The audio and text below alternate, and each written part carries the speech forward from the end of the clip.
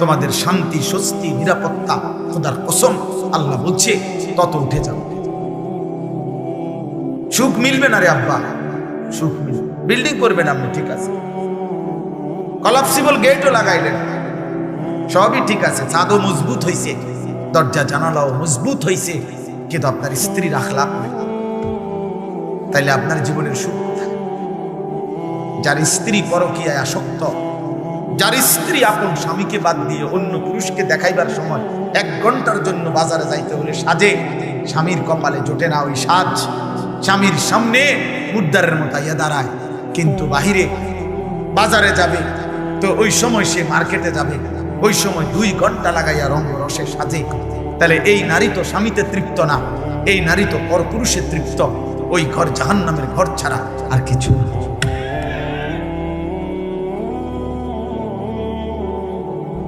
এই ঘর তো জাহান্নামের টুকরা। যার ছেলে নামাজ পড়ে না, মেয়ে নামাজ পড়ে না, যার ঘরের কেউ খোদার 365 দিনে ফজরের নামাজ পড়ে না, যে ঘরে ঘুমায় 6 জন, সকালে উঠে না একজনও, যে ঘরে ঘুমায় 6 জন, আল্লাহর কোরআন পড়তে পারে না একজনও, এই জীবন শান্তি আসবে না, আসবে না রে বাপ।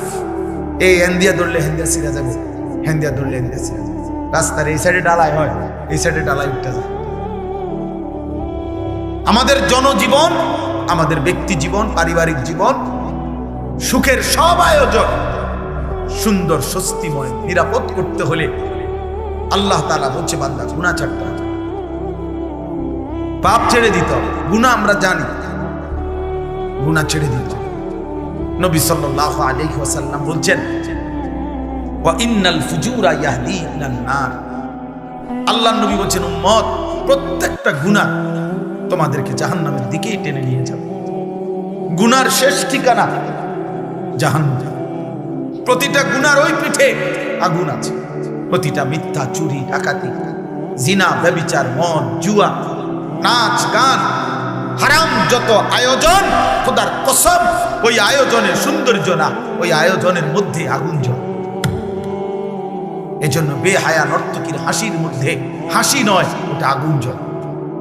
বেপর্দা নারীর শরীরে আপনার সাজসজ্জা নয়, বরং আগুন জ্বলে, আগুন, আগুন জ্বলে। সুদের টাকায় আগুন জ্বলে, ঘুষের টাকায় আগুন জ্বলে, কিস্তির টাকায় আগুন জ্বলে, 2 নম্বরই টাকায় আগুন জ্বলে, আগুন জ্বলে। সুখ আসবে না, স্বস্তি আসবে না, নিরাপত্তা আসবে না, নিরাপত্তা আসবে না। গুনাহ ছেড়ে দিতে, আমিও আপনিও, সবাই সবাই। ওয়াযারু যাহিরাল ইসমি ওয়া বাতিনা। আল্লাহ বলছে বান্দা প্রকাশ্য গুনাহ ছেড়ে দাও, গোপন গুনাহ ছেড়ে দাও। আল্লাহ বলছেন ওয়ালা তাকরাবুল ফাওয়াহিশা মা যাহারা মিনহা ওয়া মা বাতান। আল্লাহ বলছে বান্দা প্রকাশ্য ব্যভিচার, অশ্লীলতার কাছেও যেও না, গোপন অশ্লীলতার কাছেও যেও না। কোরআনে আল্লাহ বারবার বলছে গুনাহ ছেড়ে দাও।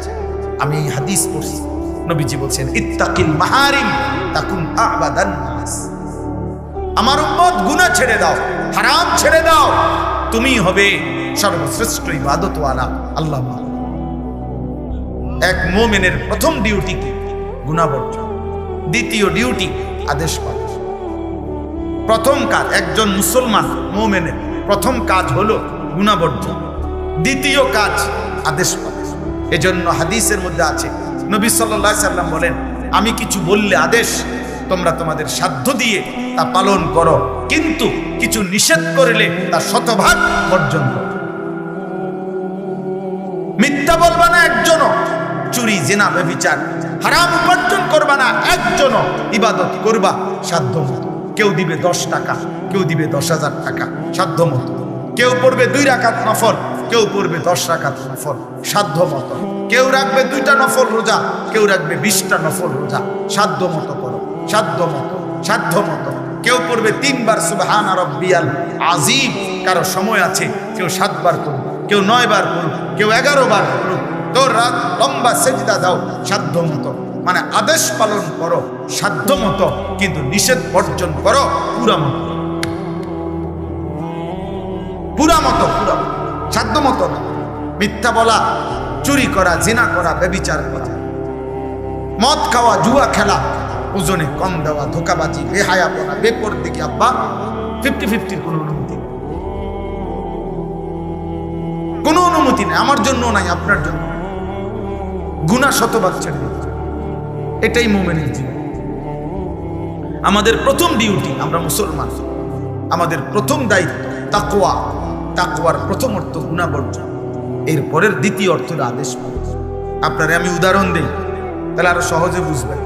একজন ব্যক্তির নামাজের ওয়াক্ত হয়েছে, কথা বুঝেন, এখন তার উপরে নামাজ পড়বে সে, কিন্তু তার এই কোমর থেকে নিয়ে আপনার এই হাঁটু পর্যন্ত, নাভি থেকে হাঁটু পর্যন্ত সতর ঢাকা, এটা হলো ফরজ। সতর ঢাকাটা কি? মনে করেন এটা খোলা, এটা খোলা, এটা খোলা রাখা, এটা হলো গুনাহ। আর নামাজ পড়া, এটা হলো নেকি। এখন এই দুইটা মুখোমুখি, অর্থাৎ তার সতর খোলা, আবার তার নামাজের ওয়াক্ত। তাহলে এখন আগে তার দায়িত্ব কি? এই আগে হলো এই তোমার যে সতর খোলার গুনাহ হচ্ছে, এটা আগে, এটা আগে ঢাকো, ঠিক করো, এরপরে আদেশ করো। এই জন্য নামাজের আগের ফরজ হলো, বাহিরের ফরজ হলো সতর, সতর গুনাহ আগে বর্জন, এরপরে আদেশ পালন। আগে ঝংকার সরাও, এরপরে রং লাগাও। আগে কুত্তা সরাও, এরপরে ভিক্ষা দাও। আগে ক্ষতি সরাও, আগে গুনাহ বর্জন করো। গুনাহ, গুনাহ। চাচাদা, বাবারা, আপনাদেরকেও বলি, এই চাচা, আমার বাপ, আপনারা যারা যাও কিছু কম বেশি নেক আমল করেন, সাথে বিড়ি খাইয়া কিন্তু সমান হয়ে গেল, সাথে টেলিভিশনে নর্তকী দেখলে সমানও থাকে না। কারণ মনে রাখবেন, গুনার মধ্যে কোনো আপনার ভুল নাই, কিন্তু আপনার ইবাদত আমলের মধ্যে ভুল আছে। 1 ঘন্টা যে নর্তকী দেখছেন, এটা পিওর গুনাহ, এখানের মধ্যে কোনো ঝামেলা নাই। কারণ আপনি কোনো বেডি দেখতেন গিয়া বেডই দেখছেন না, বেডিতেই দেখছেন। কিন্তু আপনি যেই নামাজ পড়ছেন, নামাজের রুকু, সেজদা, সূরা, কেরাত, আত্তাহিয়াতু, দুরূদ শরীফ, সব কিছুর মধ্যে ত্রুটি আছে।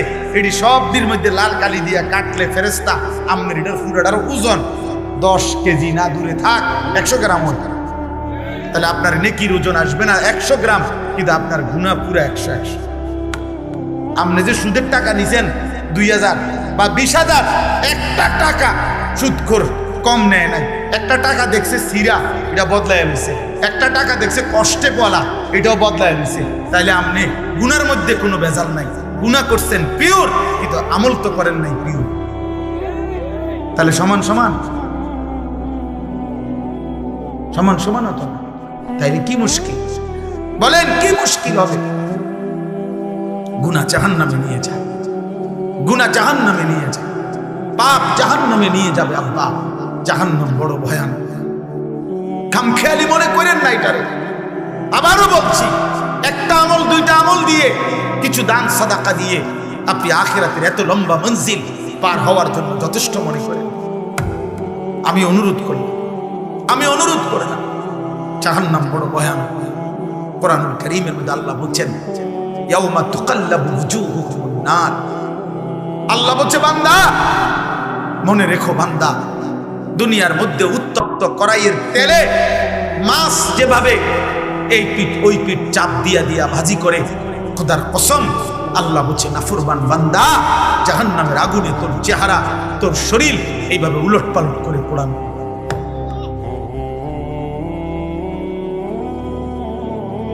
ইয়াউমা তুকাল্লাবু ওয়ুজুহুহুম নার। দুনিয়া কোনোভাবে চলেই যায় আব্বা, সুখে দুঃখে, কোনো না কোনো ভাবে ভাত দুকা খাইলে পার হয়ে যায়। আলুর ভর্তা ডাল দিয়া ভাত খাইলেও পেট ভরে যায়, 10 আইটেমের তরকারি দিয়েও ভাত খাইতে বসলে কিছুক্ষণ পরে পেট ভরে যায়, কিন্তু আখিরাত পার হবে না। ইন্নাল মুজরিমিনা ফি আযাবি জাহান্নাম খালিদুন। আল্লাহ বলেন, পাপী নাফরমান জাহান্নামের আযাবে থাকবে অনন্তকাল।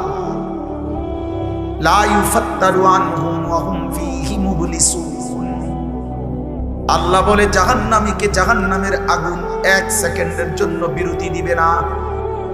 ওয়া হুম ফীহি মুবলিসুন, জাহান্নামের আগুনে জাহান্নামী চির বিমর্ষ মলিন চেহারা নিয়ে পড়ে থাকবে। লক্ষ কোটি বছরে কোনদিন জাহান্নামের মুখে হাসি ফুটবে না। আল্লাহ বলেন তালফাহু উজুহাহুমুন নার ওয়াহুম ফিহা কারিহুন। আল্লাহ বলে বান্দা জাহান্নামের আগুনে তোমার চেহারা পোড়ানো হবে। একটা পর্যায়ে চেহারাটা বিভৎস কালো নিকৃষ্ট কুৎসিত হয়ে যাবে, কুৎসিত হয়ে যাবে। আল্লাহ বলে জাহান্নামী বারবার বারবার জাহান্নাম থেকে বের হতে চাইবে। রব্বানা আখরিজনা ফিহা, আল্লাহ জাহান্নাম থেকে আমারে বের করেন না রে মাওলা, বের করেন, বের করেন। আমি আর পারছি না মাওলা, এই আগুন আমি আর সইতে পারছি না রে মাওলা।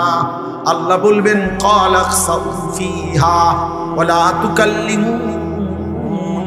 আল্লাহ বলবেন আহান নাফরমান জাহান্নামে পড়ে থাক, আর কোনোদিন কোনো কথা বলবি না, কোনো আবদার কোনো অনুরোধ আমি আল্লাহ শুনবো না। আল্লাহ বলছেন কোরআনে ওয়ালাউ তারা ইদিল মুজরিমুনা নাকিসু রুউসিহিম ইনদা রাব্বিহিম রব্বানা আবসারনা ওয়া সামি'না ফারজি'না না'মাল সালিহান ইন্না মুকিনুন। আল্লাহ বলে বন্ধু সেদিন আখিরাতে হাসরের ময়দানে আপনি বন্ধু চোখে দেখবেন নাফরমান পাপী আমি আল্লাহর সামনে মাথাটা নুয়ে লজ্জায় অপমানে বেইজ্জতিতে মাথা নুয়েই আমার সামনে দাঁড়িয়ে থাকবে আর বলবে আল্লাহ যা আমি হাসরের ময়দানের সব কিছু নিজ চোখে দেখলাম, নিজ কানে শুনলাম, সব আমি বিশ্বাস করলাম। ফারজি'না না'মাল সালিহান, আল্লাহ আজকে আখিরাত আর হাসরের ময়দান থেকে একবারের জন্য আমারে আবার দুনিয়ায় পাঠান, এবার গেলে আমি নেক আমল করব। আল্লাহ বলবেন না না, ওয়ালাউ শি'না লাআতাইনা কুল্লা নাফসিন হুদাহা। বান্দা আমি তো চাইলে দুনিয়াতেই বাধ্য করে জবরদস্তি করে আমি তো নামাজ পড়াইতে পারতাম, আমার বন্দেগী করাইতে পারতাম, এই মানুষগুলোকে আমি আল্লাহ সেজদা দেওয়াইতে সম্ভব, আমি চাইলে পারতাম। কিন্তু আমি চেয়েছিলাম মহব্বত করে আমার কথা মেনে, আমার রসুল আমার নবীর কথা শুনে, আমার আলেমদের কথা শুনে, আমার কোরআনের কথা বিশ্বাস করে তুমি সেজদা দিবা, আমার গোলামি করবা। আমি চাইছিলাম আজ আখিরাতে আমি নিজ হাতে জান্নাত তুলে দেব, তুমি তো নিলা না বান্দা। ওয়ালাকিন হাক্কাল কাউলু মিন্নি লাআমলা আন্না জাহান্নামা মিনাল জিন্নাতি ওয়ান নাসি আজমাইন।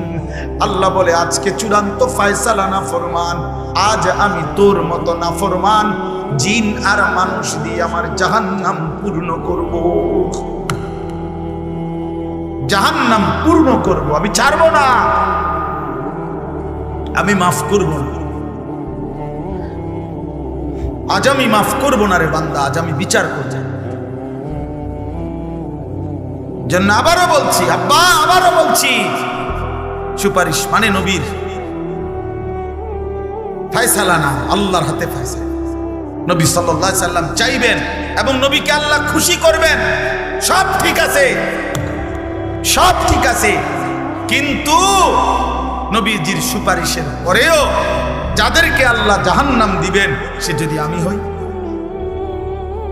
কথা বলেন না কেন?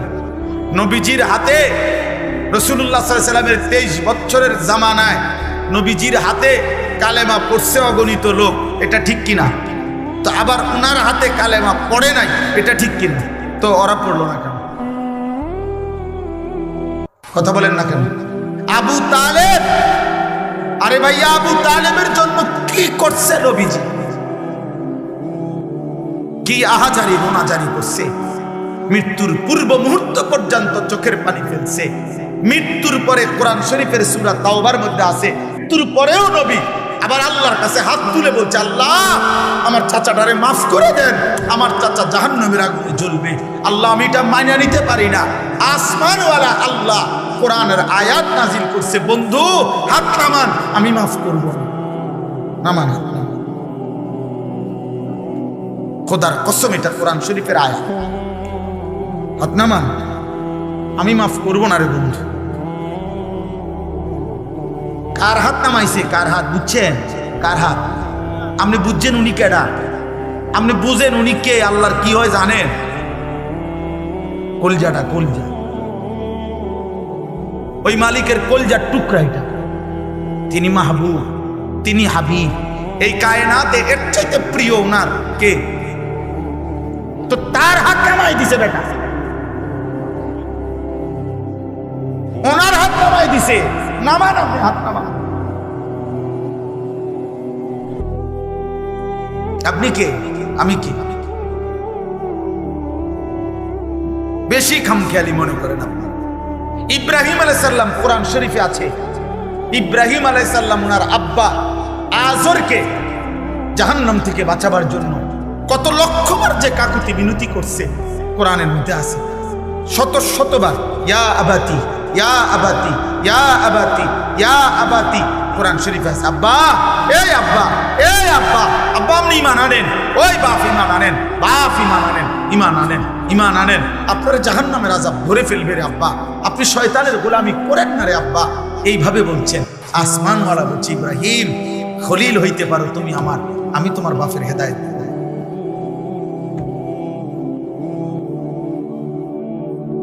তোমার হাতে বহু লোকের কালেমা পড়ছে, কিন্তু এটাও আমার ইচ্ছা, আর ওরে আমি হেদায়েত দেব না, এটাও আমার ইচ্ছা। তো যেই ইব্রাহিমের হাতে তার পিতা কালেমা পড়লো না, আবার সেই ইব্রাহিমের মাত্র 12 বছরের ছেলে ইসমাইল, ওরে যখন আল্লাহর কথা বলছে, স্বপ্নে দেখছি তোমারে জবাই করতেছি, তুমি কি কও বলো বাবা। সন্তান বলতেছে, আব্বা আমি আমার মালিকের ফয়সালায় রাজি আছি। তাইলে 12 বছর বয়সের ছেলেটাকে আল্লাহ চিনাইলো কে? আর 60 বছরের বাবাকে আল্লাহ চিনাইলো না। সব কার ফয়সালা? আবারও বলছি, খামখেয়ালি করবেন, খামখেয়ালি করেন। একজন মুসলমান আখেরাত, আখেরাত গুনাহ থেকে বাঁচে, গুনাহ থেকে বাঁচে, এই গুনাহ থেকে বাঁচে। ইমাম সাহেব এত ডেইলি আমাদের জাহান্নাম মাফ না, না ইমাম সাহেবের আব্বার সম্পত্তি না। আমনের মরার পরে আমনের গোস্ত 60 কেজি, আর ফার্মের মুরগা 40টা, আর আপনার কি 30 কেজি ডাই, আর গ্যারাম চুক্তি 300 মানুষের ভাত খাওয়াই আপনি বেহেস্তে যাবেন গা। কত খরচ হয়েছে? 1 লাখ। 1 লাখ টাকা দিয়ে বেহেস্তের দাম দিয়ে দিলেন। 1 লাখ টাকা দিয়ে আপনার বাবার বেহেস্তের বুঝ করে দিলেন। জান্নাতের দাম 1 লাখ টাকা। জান্নাতের দাম 1 লাখ টাকা। হ্যাঁ, জান্নাত কি 2টা রুম আর একটা বারিন্দা, এটাই তো জান্নাত নাকি? তাইলে বলেন, আপনারা বলেন। হযরত নূহ আলাইহিস সালামের কথা মনে করেন, কোরআন শরীফে আছে। নূহ আলাইহিস সালাম আল্লাহর কাছে বলছে, মাওলা আজ 950 বছর আমি আপনার বান্দাদেরকে জাহান্নাম থেকে বাঁচাইতে চাইছি রে মাওলা। 950 বছর পরে আমার চোখের সামনে আমার ছেলেটা পানিতে ডুবে যাবে, জাহান্নামী হবে। আমি এটা কেমনে মানি মাওলা? আমি তো একদিন 2 দিন না রে মাওলা, গত 950 বছর আমি আপনার বান্দাদেরকে আপনার দিকে ডাকছি। আমার এই 950 বছরের মেহনতের বিনিময়ে আমার এই ছেলেটারে কি বাঁচাত যায় না? আল্লাহ বলছে না, আমি হেদায়েত দেব। দিছেন? আপনি কয় বছর মেহনত করছেন বলেন? 950 বছরের নবী নূহ। আল্লাহ বলছেন না, আমি ঈমান দেব। তো দেয় নাই, দেন। ইউসুফ আলাইহিস সালাম 10 বছর বয়সে বাড়ি হারা, বাপ নাই, মা নাই, চাচা নাই, ফুফা নাই, খালু নাই, আত্মীয় নাই, স্বজন নাই। মিশরের বাজারে কৃতদাসের মতো বিক্রি হয়েছেন। যেই বাড়িতে আশ্রয় পাইছেন ওরা পৌত্তলিক, ওরা মূর্তি পূজক। এই জুলাইখা, জুলাইখার স্বামী, এরা সবাই হলো কি মূর্তি পূজক, মুশরিক। তো মুশরিকের ঘরে 11 বছরের যেই ছেলেটা বড় হইয়া, যার বয়স হয়ে গেল 25-এর ঊর্ধ্বে, পূর্ণ যৌবন, কোনদিন যার মা বাবা আত্মীয় অভিভাবক কেউ নাই, আল্লাহর পরিচয় তাওহীদ এখানে কেউ বলে নাই, কেউ নাই। অথচ এই ঘরে বৈশা জুলাইখা যখন তাকে অসৎ কাজে ডাক দিছে, তিনি সবার আগে বলছেন মাআযাল্লাহ, আমি আমার আল্লাহর আশ্রয় চাই। ওরে আল্লাহ চিনিল, এই ঘরে তো আল্লাহ চিনাইবার কেউ নেই, কথা বোঝেন নাই? ওরে আল্লাহ চিনাই,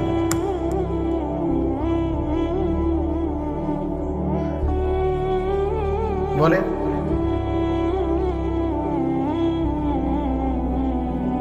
অতএব দয়া করে আমি আপনাদের কাছে বুঝাইলাম, এই আমার কথা। আমি এবার আয়াতগুলোর তর্জমা বলি, আমার কথা শেষ।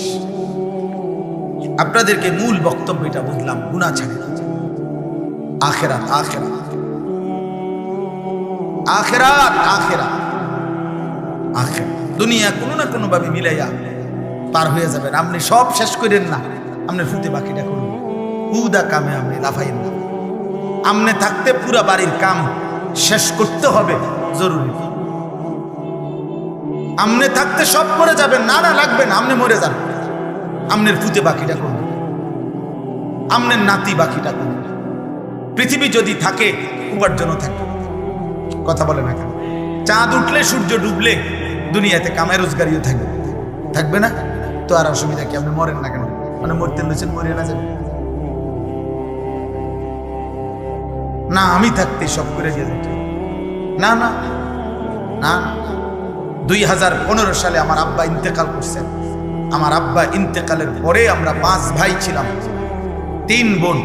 আমরা 5 ভাইয়ের বাড়ি, বিল্ডিং, দালান, আলাদা আলাদা জমি কিনছি, বিল্ডিং করছি, ঘরের সমস্ত ফার্নিচার আমরা বানাইছি। কোনোটাই আমার আব্বা থাকতে ছিল না আমাদের। আমার আব্বা থাকতে আমরা সরকারি একটা লিজ ওয়ালা বাসায় আমার বাবার সাথে মা, আমরা আব্বা মা সহ আমরা থাকতাম। আমরা সরকারি একটা লিজওয়ালা বাড়িতে ছিলাম, বাঙ্গাসুঙ্গা একটা বাড়িতে ছিলাম। বাবার ওইখানে ইন্তেকাল হয়েছে। এরপরে আমরা আলহামদুলিল্লাহ, বাবার মৃত্যুর পরে সব হয়েছে, বাবা লাগছে না, এই জন্য বিল্ডিং করতে আব্বা লাগে না, সোফা বানাইতে বাপ লাগে না মিয়া। কিন্তু আখেরাত গড়তে হইলে বাপ লাগে। কারণ বাবার হাতে যদি, মায়ের হাতে যদি মাসুম বাচ্চা সুন্দর দিন না শিখে, আল্লাহ না চিনে, ছোটবেলায় যদি তাকে কোরআন সুন্নাহ না শিখায়, তো ভবিষ্যতে বড় হয়ে তাকে শুধরানো বড় কঠিন হয়ে যায়। এই জন্য এটা জরুরি, আপনি আপনার পরিবারকে আল্লাহ চিনান, আখেরাত চিনান, গুনাহ থেকে বাঁচান, হারাম থেকে বাঁচান। ছেলেটার সামনে দাঁড়ান, ফজরের নামাজে আপনার ঘরের মানুষ যতজন, আপনি শপথ করেন আমার ঘরের সদস্যরা ফজরের নামাজ পড়তে হবে। প্রয়োজনে যুদ্ধ হবে, প্রয়োজনে স্ত্রী গোস্বা হবে, প্রয়োজনে আপনার 16 বছরের ছেলেটা আপনার ঘর থেকে বের হয়ে যাবে, তার ধাক্কা দিয়ে বাইর করে দেন। তুই আল্লাহর দুশ্মন, তুই নবীর দুশ্মন, তুই আমার মালিককে সেজদা করস না, তোর মতো নাফরমানের জন্য খাবারের লোকমা আমি কেন উপার্জন করব? বেটা ওই যে শয়তানের গোলামি করে, ওই শয়তানের হাতে ওরে ছেড়ে দেন। অত মোবাইলের গোলাম, ওরে মোবাইলের হাতে ছেড়ে দেন। ও ওর সমবয়সী বন্ধুদের দ্বারা আড্ডাবাজিতে ব্যস্ত, ওরে ওদের হাতে ছেড়ে দেন। যা, তোর লগে আমার কি বেটা? তোর সাথে আমার কি বেটা? নাই তো হবে না, কঠিন না হইলে হবে না। আপনারা বেশি খামখেয়ালি শুরু করছেন। আমরা কাছে আইয়া কেবল দোয়া, হ্যাঁ হুজুর দোয়া করে জিভুত যাতে মানুষ হয়, কিতা মানুষ ইহা কামাই যাবে, এই ছাড়া এইটাই বুঝি তো অর্থ। এটার অর্থ হুজুর দোয়া করবেন রবিবারে সাত ডালাই, খাস করে দোয়া করবেন। খাস করে কি দোয়া? সাত ডালার খাস দোয়া কি বলেন? বলেন বলেন। হ্যাঁ, আমি খাস দোয়া এই জন্য করছি, একবার একজনের যে খাস করে দোয়া করি ডালার দিন যাতে বিল্ডিং ডাইবা যায়। আর স্বাভাবিক ডালাই দুইটা হেপড়া ইঞ্জিনিয়ারে দেখে দিছে, এখানে এখানে মাঝখানে যেখানে যেখানে গুনা শর্ট হয়েছে গুনা বাইন্দা দিছে, ছোট ছোট ব্লক এটি লাগাইয়া দিছে। সাত ডালাই তো সব কিছু ক্লিয়ার। এটা খাস আর কি দোয়া করতো? এটা তো হইছেই ষাটছে। মোটরসাইকেল কিনছি হুজুর, এটা খাস করে দোয়া করেন। তাহলে খাস করে দোয়া করলে মোটরসাইকেল যেন সিএনজি হয়ে যায় নাকি? এটা কি খাস দোয়া? এটা তো বানাইছে, এটা তো কিনছেন। মোটরসাইকেলের খাস দোয়া কি? হুজুর এই জমিটা কিনছি, খাস করে দোয়া করবেন। কি করতো? মানে এটা মাটি, এটা স্বর্ণ হয়ে যেত নাকি? বলেন, এটা কি দোয়া করতো? এটা জমিরার দোয়া, কি তো কিনছেন দলিল করছেন, আপনার নামে দলিল হয়েছে, তো আর এটা কি দোয়া, আর মিষ্টি দোয়াটা বলেন, ইনসাফ করে। অতএব আমার কথা শেষ, আখেরাত মনে করেন, আখেরাত মনে করেন, নিজের ছেলের, মেয়ের, স্ত্রীর, সন্তানের, বলেন ইনশাআল্লাহ। গুনাহ ছাড়েন, গুনাহ ছাড়েন, গুনাহ। এবার রাত গভীরে এই আয়াতগুলোর অর্থ হইল আল্লাহ করে বড় সান্ত্বনা দিছে, বান্দা গুনাহ বেশি হইছে, মন খারাপ করো, গুনাহ অনেক বেশি বাবা, বান্দা মন খারাপ করো না, আমি আছি না, আমার কাছে আইসো, গুনাহ যেই পরিমাণ হোক আমার থেকে হতাশ হও না, আমি সব মাফ করব। এইটাই এই আয়াত। কুল, হে নবী আপনি বলেন, ইয়া ইবাদিয়াল্লাযীনা আসরাফু আলা আনফুসিহিম, হে আমার বান্দারা, তোমাদের যাদের জীবন গুনায় গুনায় পূর্ণ হয়ে গেছে, জীবনের উপরে জুলুম করে ফেলেছ, গুনার সীমা অতিক্রম করে ফেলেছ, সাগরের ঢেউর চাইতে গুনাহ বেশি, পাহাড়ের উচ্চতার চাইতে গুনাহ বেশি, আসমানের কাছে গুনাহ পৌঁছে গেছে, আল্লাহ বলেন লা তাকনাতু মির রাহমাতিল্লাহ, আমি আল্লাহর রহমত থেকে নিরাশ হইও না, ইন্নাল্লাহা ইয়াগফিরুয যুনুবা জামিআ, নিশ্চয়ই তোমার আল্লাহ সব গুনাহ মাফ করে দিবেন, ইন্নাহু হুয়াল গফুরুর রহিম, নিশ্চয়ই আল্লাহ ক্ষমাশীল, দয়াবান। তাহলে কে মাফ করবে? কি পরিমাণ মাফ করবে? অর্ধেক, 80 ভাগ, কত ভাগ? 100 ভাগ, সব মাফ। আল্লাহ বলছে বান্দা সব মাফ করে দেব, সব, কারো কাছে যাইও না, আমার কাছে আসো। এখন শর্ত হইল, প্রশ্ন হইল, মালিক কি করতে হবে আমাকে? যদি মাফ নিতে হয় আমার করণীয় কি? তো আল্লাহ বলেন 3টা কাজ। কয়টা? 1, ওয়া আনিবু ইলা রাব্বিকুম, তোমরা তোমাদের রব আল্লাহর নিকটে তওবা করো। কি করো? এই আনিবু মানে ইনাবাত, মানে তওবা, রুজু, তোমাদের রবের কাছে ফিরো, তওবা করো। তওবা কিভাবে করে? 3 ভাবে। কয় ভাবে? 1, আপনি এই 3 জিনিস একসাথে করলে তওবা হয়, মনে রাখবেন। 1 নাম্বার, কলিজা দিয়া, দিল থেকে, মনে রাখবেন আপনার কলিজার শেষ অংশটাও, দিলের শেষ শব্দ আল্লাহ শুনে, তাহলে অন্তর দিয়ে আপনাকে প্রথম বলতে হবে, আল্লাহ আমি সমস্ত গুনাহ ছেড়ে দিলাম। 2, আর করব না, ওয়াদা দিলাম। 3, আমি লজ্জিত মাওলা, আমি মাফ চাইলাম। আল্লাহ বলে যদি শতভাগ দিল থেকে বাস্তবিক অর্থে গুনাহ ছেড়ে দিয়ে আর করবা না, ওয়াদা দিয়ে মাফ চাইতে পারো, আমি আল্লাহ ওয়াদা দিলাম সব মাফ করে দেব। অতএব আমাদের অন্তরের হালাত আল্লাহ জানে কিনা? বলেন না, জানে কিনা? তিনি সব বুঝে কিনা? এই জন্য খামখেয়ালি আমরা বিড়ি খাইতে খাইতে আস্তাগফিরুল্লাহ আস্তাগফিরুল্লাহ, কি তো কি শুরু হইলো দেশটার মধ্যে? না, কি তো শুরু হয়েছে? বিড়ি খানা শুরু হয়েছে না, বুঝছেন না কি শুরু হয়েছে? চা দোকানের টেলিভিশনের দিকে তাকায় তাকায় কয় আস্তাগফিরুল্লাহ, দেশটার মধ্যে কি ফিডাফিডি চলছে, এটা নিয়ে আস্তাগফিরুল্লাহ। এই বেডি দেখে দেখে নিয়ে আস্তাগফিরুল্লাহ। এক বুজুর্গ, ওনার সঙ্গী একজন বেপর্দা নারীর দিকে তাকাইয়া বলছে, হযরত দেখেন দেখেন এই মহিলা কি বেপর্দা, আস্তাগফিরুল্লাহ আস্তাগফিরুল্লাহ। ওই আল্লাহওয়ালা ওই লোককে বলছে, ভাই তেরি আস্তাগফিরুল্লাহ পর আস্তাগফিরুল্লাহ, তোমার আস্তাগফিরুল্লাহর উপরে আস্তাগফিরুল্লাহ, এ কেসা আস্তাগফিরুল্লাহ, এটা কি ধরনের আস্তাগফিরুল্লাহ? বেডির দিকে ছাইয়া রইছো আবার কও আস্তাগফিরুল্লাহ। আরে ভাই পেলে তো নজর হটাও, ফের আস্তাগফিরুল্লাহ পড়ো। আগে তো চোখ সরাও, আগে তো মহিলার থেকে নজর সরাও, এরপরে না কইবা আস্তাগফিরুল্লাহ। ছাইয়া ছাইয়া আগ করে রইছো, কয় আস্তাগফিরুল্লাহ। এই জন্য আপনার পকেটে সুদের টাকা, আপনার দোকানে মাত্র তুইয়া আইছেন সুদের টাকা, এবার ইমাম সাহেবের লগে ডোলে আস্তাগফিরুল্লাহ রাব্বি, ডোলেন কিতেন, কার লগে মস্কারি করে, কার লগে কনিডি ইমাম সাহেবের? ইমাম সাহেব মাফ করে নাকি? গুনাহ মাফ করে ইমাম সাহেব?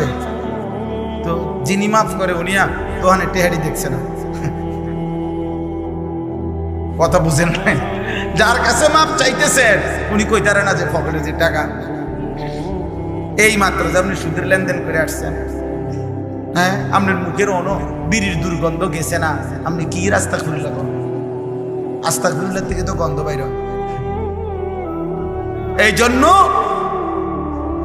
খামখেয়ালি করলে খালেস কি করতে হবে? তাওবা করতে হবে। খালেস তাওবা, গুনাহ ছেড়ে দিলাম আর করব না, ওয়াদা দিলাম, আমি মাওলা লজ্জিত, মাফ চাইলাম, খোদার কসম আল্লাহ বলবে বান্দা আমি মাফ করে দিলাম। 2 নাম্বার, ওয়া আসলিমু লাহু, আল্লাহ বলেন এখন থেকে, আজকের থেকেই তাওবা করবা যখন, তো এর পরের মুহূর্ত থেকেই নেক আমল আমার আনুগত্য শুরু করে দাও। এখন থেকেই নামাজ পড়ো, আগে যা হইছে হইছে, এখন শুরু করো, এখন শুরু করো। মিন ক্বাবলি আন ইয়াতিয়াকুমুল আযাবু সুম্মা লা তুনসারুন, আল্লাহ বলেন চূড়ান্ত মৃত্যু আসার আগে আগেই, মৃত্যু এসে গেলে আর তোমাকে সাহায্য করা হবে না। অতএব যা করার আজই করো, এখনই করো, তওবা করো এখন, আমল করো এখন। কখন? আবার বলেন কখন? মৃত্যু আসার আগে। কি আসার আগে বলেন? সর্বশেষ, ওয়াত্তাবিউ আহসানা মা উনজিলা ইলাইকুম মির রাব্বিকুম, আল্লাহ তাআলা বলেন আমি রবের পক্ষ থেকে যেই শ্রেষ্ঠতম কিতাব কোরআন নাজিল করা হয়েছে, আমার এই কোরআনের আনুগত্য করো। মিন ক্বাবলি আন ইয়াতিয়াকুমুল আযাবু বাগতাতাও ওয়া আনতুম লা তাশউরুন, আল্লাহ বলেন হঠাৎ করে তোমার অজান্তেই মৃত্যু আসার আগে আগেই। আবারও বললাম বান্দা, মৃত্যু কখন আসবে তুমি বুঝবাও না, তুমি টেরও করবা না, তার আগেই তুমি আমার কোরআন মানো, আমার ইসলাম মানো, আমি আল্লাহর কাছে তওবা করে গুনাহ ছেড়ে দাও। আল্লাহ আমাকে, আমার সকল মুসল্লিদের